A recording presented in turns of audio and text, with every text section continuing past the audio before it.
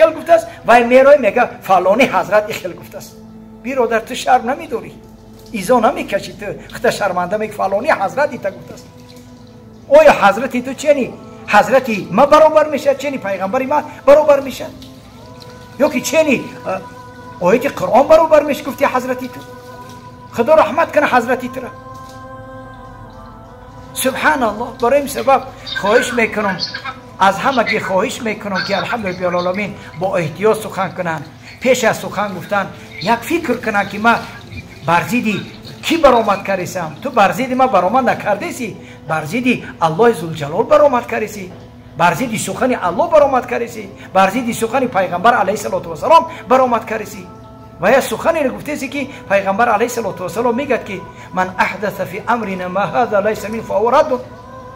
پیغمبر علیه السلام میگه هر کسی چیزی که ما نگفتیم وای گفته مردود ای. برای ما شخصیت فرق نداره وای کی است، بزرگه به خودش بزرگه. گپش اگر تو با قرآن و سنت راست نمی ما قولش قبول نمیکنید. پره دنیا در کتاب داره، پره گپای دروغ در کتابای کلام نوشتگی. ای حدیث ذره بو ندارم بیچاره، حدیث نمیدونم.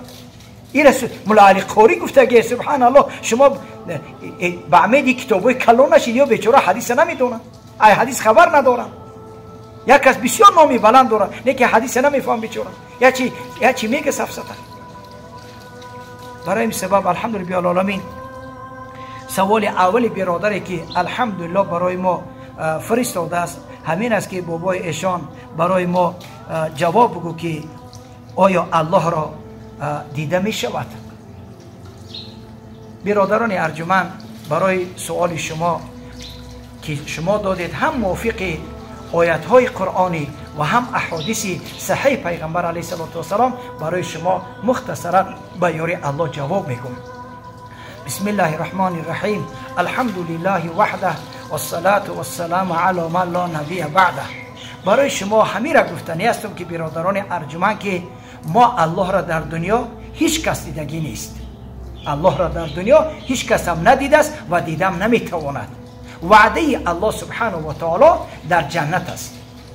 وعده الله سبحانه و تعالی در جنت الله سبحانه و تعالی جمال زیباش را برای ما نشان میدهد. ما برای شما میگم که الله سبحانه و تعالی محشر میآید لکن با غضب میآید. این همه در ترس و هراس است.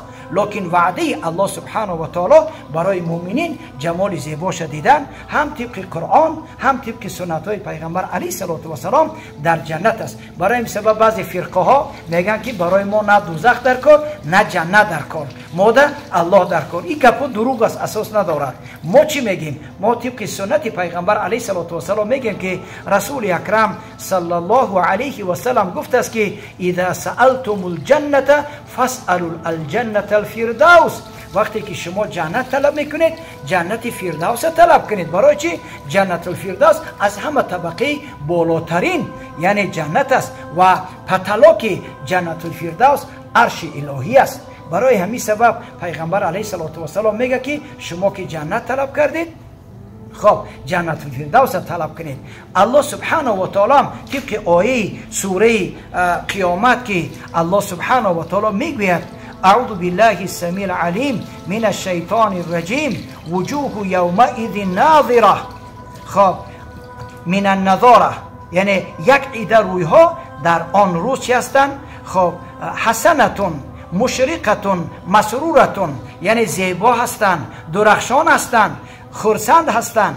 الی ربها ناظره ای تراه عیانا كما رواه البخاري رحمه الله تعالى في صحيحه انكم سترون ربكم عيانا. خب حتی امام بخاری رحمت الله علیه در کتاب توحید شم باب دارد، در کتاب توحید شم باب دارد که باب قول الله سبحانه و تعالی وجوه یومئذ ناظره الى ربها ناظره. خب امام بخاری هم در همین کتاب صحیحش چی دارد؟ باب دارد. در حدیثی که انا 7434 حدیث باب دارد همین را بیان کرده است. الله سبحانه و تعالی در سوره قیامت هم میگوید که وجوه یومئذ ناظره، یک ایده رویها زیبا هستند، درخشان هستند، خرسند هستند، به سوی پروردگارشان نظارت میکنند، یعنی الله را آشکارا میبینند. ما برای شما میگم که بعضی فرقای هستند به مثل شیعه خدا لعنتشان کنه، اینها میگن که الله را نه در دنیا دیده میشد و نه در قیامت دیده میشد. بعضی جهمیه هم هستند که میگن خدا مکان ندارن، خدا لعنت کنه. جهم بن صفوانی لعنتی را او همین پیدا کرد است که خدا مکان ندارد. استادش جعد بود، جعد نام داشته. جهم بن صفوان هم در همین عقیده که خدا مکان ندارد، نه خدا را در دنیا دیده میشد نه در قیامت دیده میشد. ما اهل سنت و الجماعه موافق آیات های قرآنی و حدیث صحیح پیغمبر علیه السلام ما عقیدمون همین است که الله سبحانه و تعالی را در دنیا دیده نمیشد. حتی پیغمبری ما در دنیا ندیده است. اگر کسی بخواد دلیلش، عایشه مادرمان رضی الله عنها میگوید که هر کسی بگوید که پیغمبر علیه السلام در شب معراج الله را دیده است دروغ میگد. برای چی؟ برای که من خودم پرسیدم از رسول اکرم صلی الله علیه و سلم، یا رسول الله صلی الله علیه و سلم هل رأیت ربک، آیا پروردگار تا دیدی؟ پیغمبر علیه السلام گفت که نور انا اراه، یعنی که نور چخیل دیده میشود. برای این سبب همی است که الحمدلله رب العالمین، یعنی وعده الله سبحانه و تعالی در چی است؟ در جنت است، در جنت الفردوس وعده داده است که الله سبحانه و تعالی جمال ما برای بنده ها نشان میتون. وقد ثبتت روایت المؤمنین وقد ثبتت رؤية المؤمنين لله عز وجل، وقد ثبتت رؤية المؤمنين لله عز وجل في دار الآخرة في الأحاديث الصحاح من طرق متواترة عند أئمة الحديث لا يمكن دفعها ولا منعها، لحديث أبي سعيد وأبي هريرة وهما في الصحيحين أن ناسا قالوا يا رسول الله هل نرى ربنا يوم القيامة؟ فقال هل تضارون في رؤية الشمس والقمر ليس دونهما سحاب؟ قالوا لا. قال فإنكم ترون ربكم كذلك. حتی ثابت شده است دیدن مؤمنین از برای الله عز و جل در دار آخرت، یعنی در جنت، در احادیث صحیح آمده است. طرقی یعنی راههای متواتر، یعنی احادیث درجه متواتر رسیدگان. خب نزد ائمه پیشوای حدیث ممکن نیست دفعش، ایرا هیچ کس رد کرده نمیتونه، من کرده نمیتوند. از جهت حدیث ابی سعید و ابی هریره این هر دو در حدیث صحیح آمده است که یک گروه مردم گفتند ای رسول خدا صلی الله علیه و سلم آیا میبینیم پروردگار ما را در روز قیامت؟ پیغمبر علیه السلام گفت که آیا شما در دیدن آفتاب و ماهتاب یگان مشکلی میکشید که در ابر نباشه؟ گفتن نه مشکلی نمیکشیم، یعنی آفتاب ماهتاب آشکارا میبینیم. پیغمبر علیه السلام گفت که فانکم ترون ربکم کذالک، شما انهمی چقدر که آفتاب و ماهتاب به یگان مشکلی میبینید، در جنت الله سبحانه و تعالی را همگیتان نظر میکنید. حتی در حدیث صحیح بخاری صحیح مسلم جریر ابن عبدالله رضی الله تعالی روایت کرده، میگوید که نظر رسول الله صلی الله علیه و سلم الى القمر لیلة البدر، پیغمبر علیه السلام نظر کردن به سوی ماهتاب در شب بدر. هلال گفته یک روزه دو روزه سه روزه را هلال میگن عربا، ماه یک روزه دو روزه سه روزه را. بدر گفته بیگه 13 بیگه 14 بیگه 15 را خب بدر میگن. بسیار شبهای روشن ماهتابی پیغمبر علیه السلام با همراه اصحاب از مدینه بیرون بودن، در شب ماهتابی بودن که ماهتاب بسیار پره بود. نظر کرد به سوی ماهتاب، بس گفت انکم ترون ربکم کما ترون هذا القمر.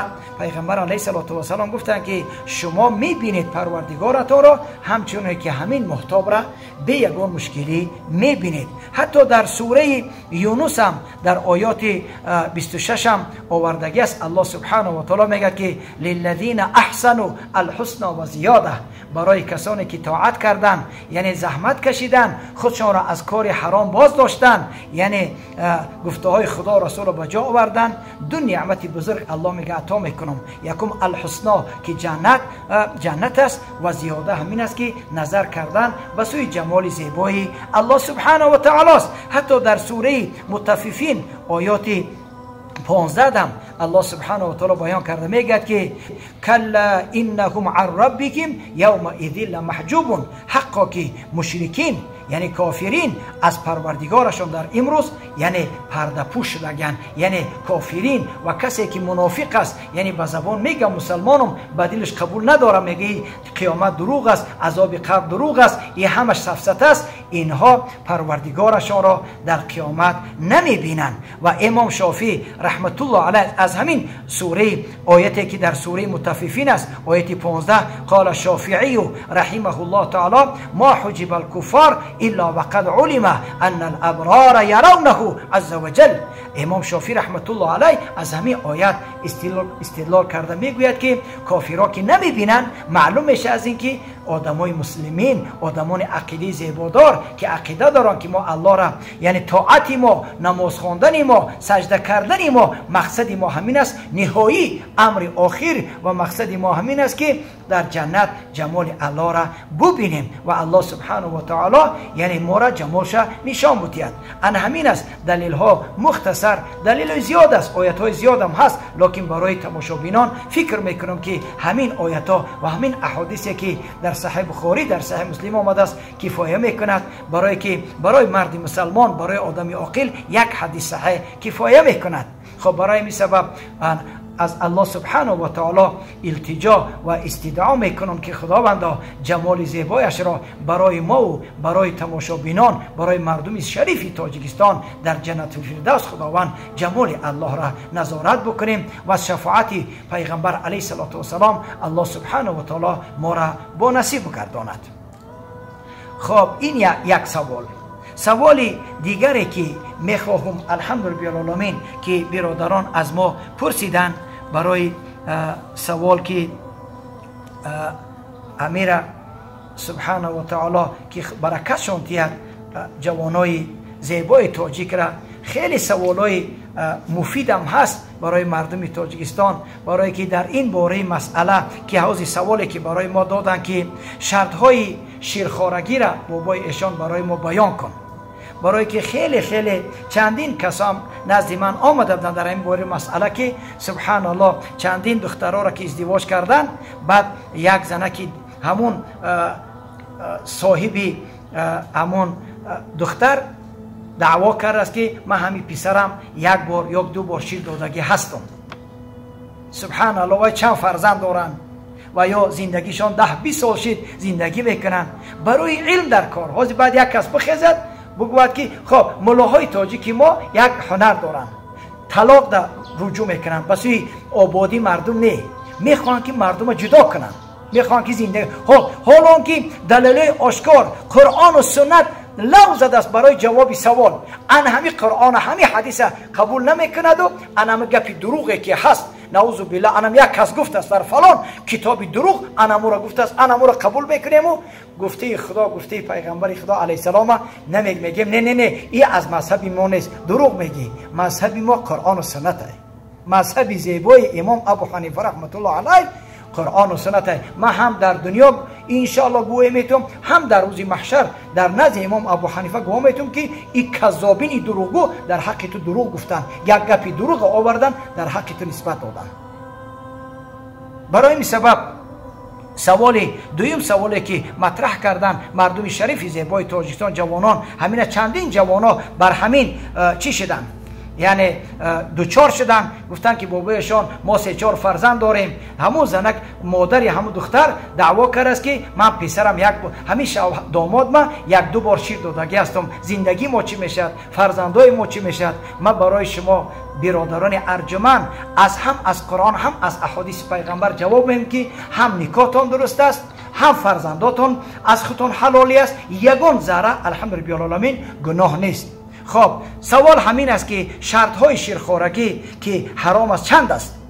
جواب همین است که شیرخوارگی انا خب شرط ها دارن، یعنی 3 شرط باید ما بدانیم بعد حکم کنیم. شرط اول همین است که خب شیر آدمی باشد، شیر آدمی باشد، شیر حیوانات نباشد.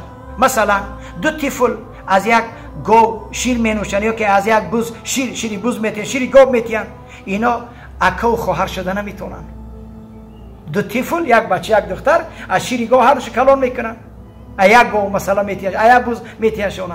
اینا اکو خواهر نمیشن.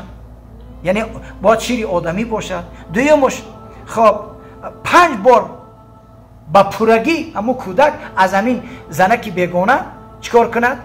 شیر بمکد 5 مرتبه، 1 بار 2 بار 3 بار 4 بار نه، 5 مرتبه با سری چیکار کند؟ شیر بمکد. بعد مادر بودنی همو زن ثابت میشد. از 5 بار کم باشد ثابت نمیشود. سومش در زمان رضاعت باشد، یعنی تا 2 ساله را باشد. ای 2 ساله زیاد باشد، اگر 10 بار هم شیر بتید مادرش ثابت نمیشود. خب برای هر کدامش الحمدلله رب العالمین ما چیکار میکنیم؟ دلیل ها میاریم. الحمدلله رب العالمین. دلیل شرطی اولش همین است که گفتیم که از شیر آدمی باشد، شیر حیوانات نباشد. الله سبحانه و تعالی در سوره نساء چه میگه؟ آیه 23 و امهاتکم اللاتی ارضعنکم، مادران شمایان زنهایی هستند که شما را شیر دادن. الله سبحانه و تعالی حیوان مادری ما نکرده که بعضی پیشترها میگفتن که آدم میمون شده، اما خودش میمون شده، اما آدم میگفته که میمون شده. ما را الله آفریده، آدم شدگی، ما از حیوان شدگی نیستیم. خب الله سبحانه و تعالی چی میگه؟ و امهاتکم اللاتی ارضعنکم، مادران شمایان زنهایی هستند که شما را شیر دادن. برای این سبب اگر 10 کودک دختر و بچه را یک جای ایگاو یا که از حیوانات شیر دادی، اپو خواهر نمیشه. از اگر یک زن 5 مرتبه چیکار، از یک زن یک بچه و دخترک شیر مکیدن، انا بعد او مادر بودنشان ثابت میشه. خب شرطی اولش همین. دلیل شرطی دوم چی؟ حدیث عایشه مادرمان رضی الله عنها حدیث میارم. حاضی بعضی بعد دعوا میکنن که این فلان کتاب خیلی گفته است. سبحان الله، کتاب بسیار از با میگم، کتاب بی دلیل هوایی کو بیار کو در همون گفته کو حدیث دلیل بیار. حدیث کو دوام قرآن است، بین قرآن و حدیث فرق ندارد. و آدمی که علمش کم باشد با میگه این آیت یا حدیث منسوخ کرد، دروغ گفتی.